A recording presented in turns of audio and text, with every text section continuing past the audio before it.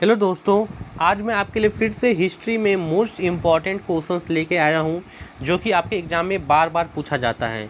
और इसी टाइप का वीडियो मैं बनाते रहता हूं, तो आप उसको ज़रूर से ज़रूर देखें। और बहुत सारा वीडियो प्लेलिस्ट में पड़ा हुआ है, तो आप उसको देखें। प्लेलिस्ट का लिंक मैं दे दूँगा, ठीक है, डिस्क्रिप्शन में, तो उस वहाँ से जाके आप देख सकते हैं।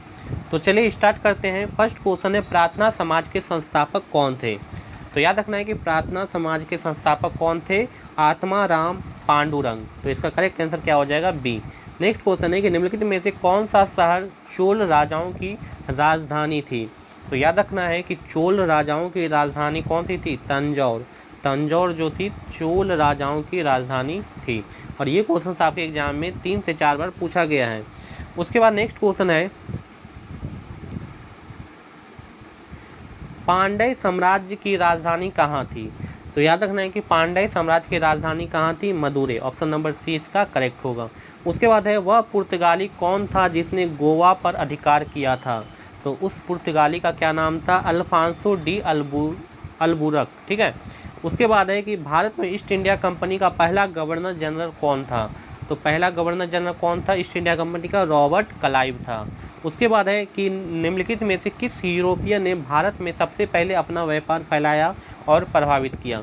तो सबसे पहले किस यूरोपीय ने? तो उनका नाम था पुर्तगाली, ठीक है। आपको पता ही है कौन सा सबसे पहले आया था यूरोप से? पुर्तगाली भारत में सबसे पहले आए थे। और पुर्तगाली में सबसे पहले कौन आया था? Vasco da Gama. उसके बाद है कि वास्को डिगामा कहाँ का रहने वाला था? तो वास्को डिगामा कहाँ के रहने वाला था? पुर्तगाल का रहने वाला था। उसके बाद है, वह अंग्रेज जिसने सम्राट जहांगीर के दरबार में आकर भेंट किया था, वह कौन था? तो वो था सर टॉमस रो, ठीक है। सर टॉमस रो जो था वो पहला अंग्रेजी शासक था।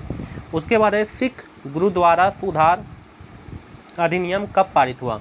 तो सिख गुरुद्वारा सुधार अधिनियम जो है वो कब पारित हुआ था? 1925 ईस्वी में। चलिए नेक्स्ट क्वेश्चन हम चलते हैं। नेक्स्ट क्वेश्चन है कि स्वामी विवेकानंद किस स्थान पर हुए धार्मिक सम्मेलन से प्रसिद्ध हुए? तो वो कहाँ से प्रसिद्ध हुए थे? शिकागो में धार्मिक सम्मेलन हुआ था। आपको बताना है कि शिकागो में धार्मिक सम्मेलन कब हुआ था। और ये भी क्वेश्चन एग्जाम में पूछा गया है, तो कमेंट बॉक्स में इसका आंसर दें। चलिए नेक्स्ट क्वेश्चन है कि वेदों में संपूर्ण सच्चाई निहित है, यह व्याख्या की गई। तो यह व्याख्या किसके द्वारा की गई थी? तो वह की गई थी स्वामी दयानंद सरस्वती के द्वारा, ठीक है।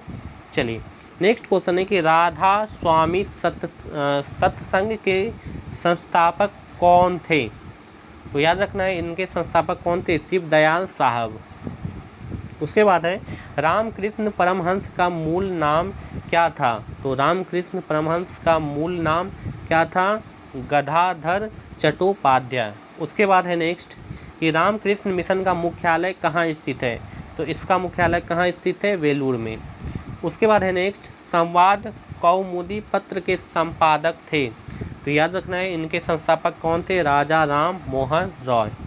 उसके बाद है नेक्स्ट कि स्वामी दयानंद सरस्वती का मूल नाम क्या था? तो स्वामी दयानंद सरस्वती का मूल नाम क्या था? मूला शंकर, ठीक है, मूला शंकर होगा। उसके बाद नेक्स्ट है कि ब्रह्म समाज की स्थापना की गई थी। तो याद रखना है कि ब्रह्म समाज की स्थापना कब की गई थी? 1928 ईस्वी में। देखिए ये क्वेश्चंस आपके एग्जाम में 3 से 4 बार करीब पूछा गया है। तो सारा क्वेश्चन इंपॉर्टेंट है, इसलिए आप वीडियो को पूरा देखें। और इसी टाइप का वीडियो बहुत सारा पड़ा हुआ है, तो उसको भी आप जाके ज़रूर से ज़रूर देखें, ताकि आपका जो हिस्ट्री है वो 95% कंप्लीट हो जाएगा। जी हाँ, जितना भी वीडियो मैं हिस्ट्री का दे रहा हूँ, अगर आप देखते हैं तो हिस्ट्री जो है 95% कंप्लीट हो जाएगा। फिर आपको उतना पढ़ने की ज़रूरत नहीं पड़ेगी। उसके बाद नेक्स्ट है, शारदा मणि कौन थी?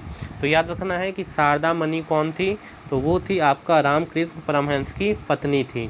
उसके बाद नेक्स्ट क्वेश्चन है कि किस राज्य के शासक नवाब वजीर कहलाते थे? तो किस राज्य के शासक जो है नवाब वजीर कहलाते थे? तो वो थे आपके अवध के नवाब। उसके बाद है, किसने अपनी राजधानी मुर्शिदाबाद से मुंगेर स्थानांतरित की थी?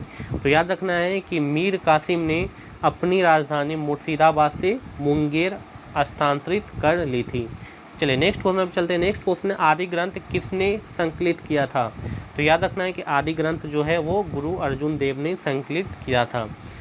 उसके बाद है कि महाराणा रंजीत सिंह के उत्तराधिकारी कौन थे। तो याद रखना है कि महाराणा रंजीत सिंह के उत्तराधिकारी कौन थे, खड़क सिंह। उसके बाद है कि प्रसिद्ध चेतक घोड़ा किससे संबंधित है। तो प्रसिद्ध चेतक घोड़ा जो है वो राणा प्रताप से संबंधित है, ठीक है। उसके बाद है कि बंगाल की निम्नलिखित फैक्ट्रियों में से एक जो पुर्तगालियों द्वारा स्थापित की गई थी वो कौन सी थी। तो वो थी आपकी हुगली। उसके बाद है नेक्स्ट, भारत के समुद्र मार्ग की खोज किसने की थी। तो भारत के समुद्र मार्ग की खोज किसने की थी, वास्को डी गामा ने।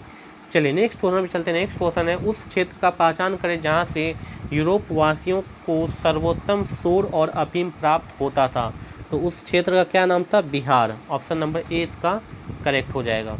उसके बाद है, किसने कहा कि मराठों का उदय आकस्मिक अग्निकांड की भांति हुआ। तो ये किसने कहा था, ये कहा था ग्रांट डफ ने कहा था। उसके बाद नेक्स्ट है कि शिवाजी के साम्राज्य की राजधानी कहाँ थी।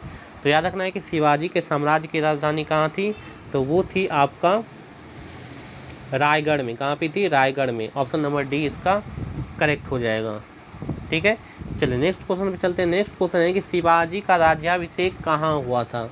तो याद रखना है कि शिवाजी का राज्याभिषेक कहाँ हुआ था, रायगढ़ में। ऑप्शन नंबर बी इसका करेक्ट होगा, ठीक है। चलिए और लास्ट क्वेश्चन पे चलते हैं। ये लास्ट क्वेश्चन है कि किसके शासनकाल में मराठा प्रमुख संभाजी की हत्या कर दी गई थी। तो किसके शासनकाल में, औरंगजेब के शासनकाल में जो है मराठा प्रमुख संभाजी का हत्या कर दी गई थी।